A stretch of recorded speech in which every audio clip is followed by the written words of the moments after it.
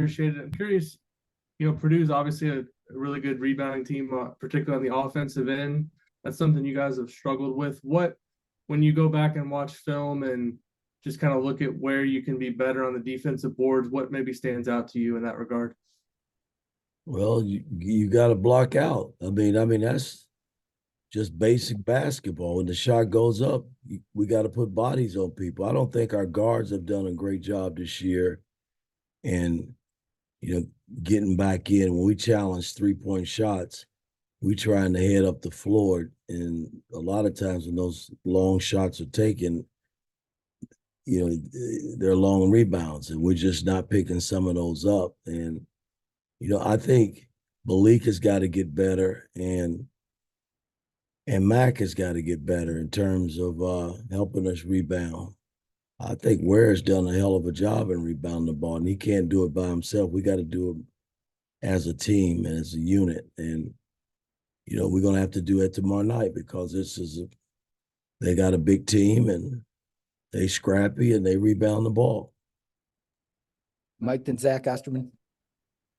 Yeah, Mike, Peyton Sparks has fallen out of the rotation a little bit tonight or tomorrow against Purdue. Is this a time for him with Zach? You're looking for him to get some quality minutes defensively, a guy that can with that size? Guys, I'm not going, when I substitute put people in the game, I get questioned about how I sub.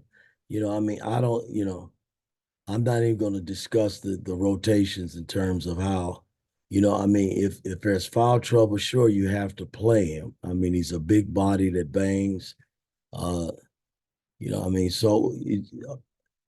Until, we get into the game and see how it's flowing, I'm hoping I can keep, Malik and big fella Ware out of foul trouble. Edie's a load. And, if they are, then, it's next man up. Peyton's got to play some if that happens. Zach, then Tom Brew. Mike, I guess I'm curious, given they still have Edie, they still have the backcourt, what looks different to you as a coach about Purdue last year to this year? I think in particular, it just seems like they're a much more dangerous three-point shooting team. Some guys have maybe taken a step forward. Some guys have joined that rotation. Just what is different about the challenge of this Purdue team compared to a year ago? I think they shot low 30s from the three. They're shooting 39 this year. That's the biggest challenge. You're going to have to guard the 3-point line and still deal with Edie. He's getting more touches, probably more than he got last season, and he's a load. I don't even know how to explain it. He's a big guy that's very skilled and tough to deal with. So we gotta go in there and battle, guys, for 40 minutes and see what happens. Tom, then Mason. Mike, since you got here, you're the only coach in America to beat Purdue 3 times. And I know you played against them a bunch and all this stuff. I know you deal with practice every day as being the most important in the next game up and all that stuff, but is the Indiana-Purdue rivalry still just mean just a little bit more to you? It does. They want to beat us as badly as we want to beat them. It's been that way. I think it's great for college basketball. They have their fan base, and we have our fan base. And, it's when you go there, it's the same way. When they come here, our fans are unbelievable. It don't matter who we put in Assembly Hall, our fans have been great all these years, and that's not going to change. Mason, then Todd. Coach, I kind of wanted to follow up on that sentiment. Now, as a coach, just being your 3rd year in this rivalry, you played in it obviously a ton. What's different about preparing for a matchup like this, knowing the history behind it as a coach versus as a player? Well, we take each game one game at a time, and we prepare pretty much the same way in terms of who we're playing, and that won't change. We know we got a hell of an opponent coming in here tomorrow, and we got to do all the necessary things to win. You got to rebound the ball, not turn it over, and you got to share it and get good shots, and it helps if you can put the ball in the hole. So all those things tie in together in terms of you winning basketball games. Todd and Mike Schumann. Mike, when it came to Trey Galloway the other night, what did you like about his game? What do you like about when he's given the responsibility of kind of running the team and how he handles that? Well, I mean, nobody really has a responsibility. I mean, the way we play, everybody handles the basketball. And, with Gabe and him and X, they probably handle it with our perimeter play more than anybody, because we pretty much put them in pick and roll. So they shine a little bit more when they're doing all the necessary things when you're running pick and rolls, or when you're feeding the post, or getting in a pass lane and getting steals and things of that nature.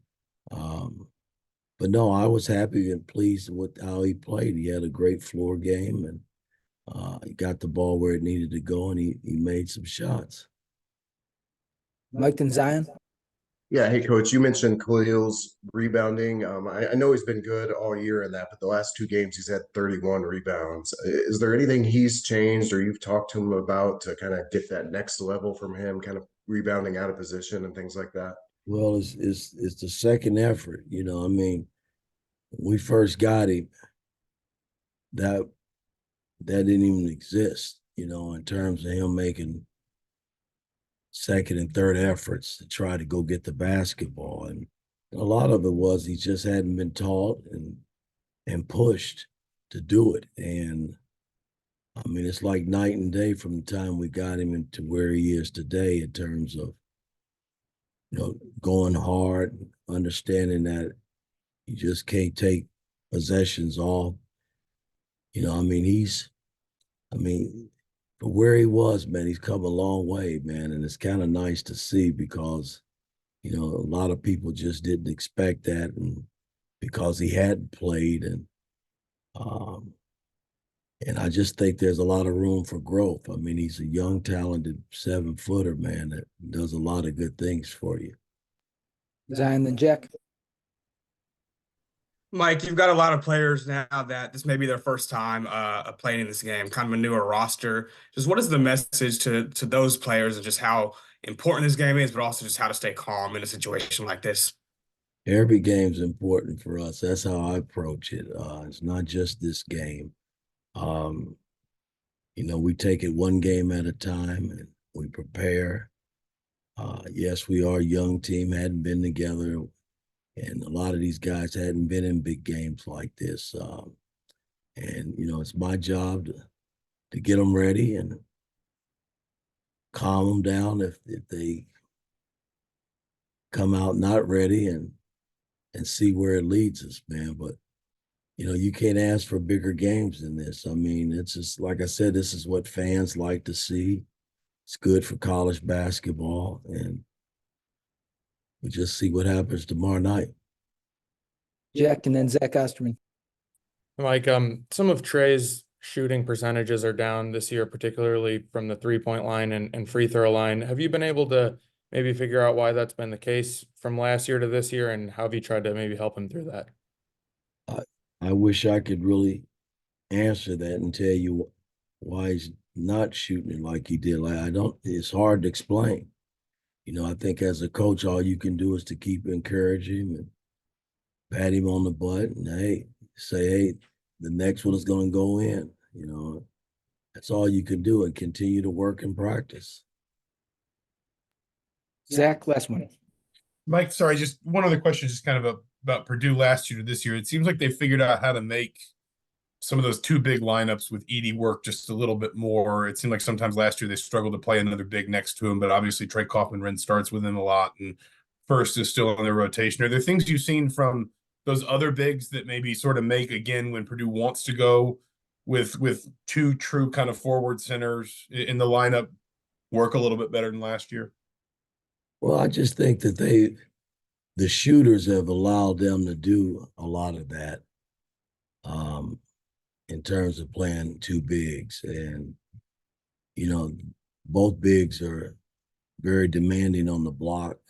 Kaufman he's tough on his block. When he catches the ball, he's very aggressive. And in terms of scoring the basketball, and he's a hell of an offensive rebounder. So it hadn't hurt him at all because they got guys on the perimeter that have made some shots for him. And that's the key with any team. You know, you make shots, man. You look good. Life is great if you can make them.